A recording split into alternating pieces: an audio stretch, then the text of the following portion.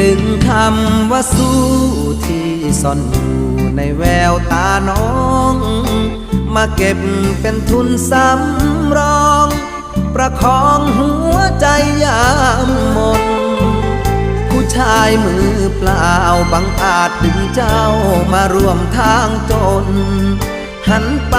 สบตาทุกคนเมื่อใจโดนปัญหารุมเร้าเส้นทางทุกก้าวมีเรื่องเศร้าปวนใจสถาน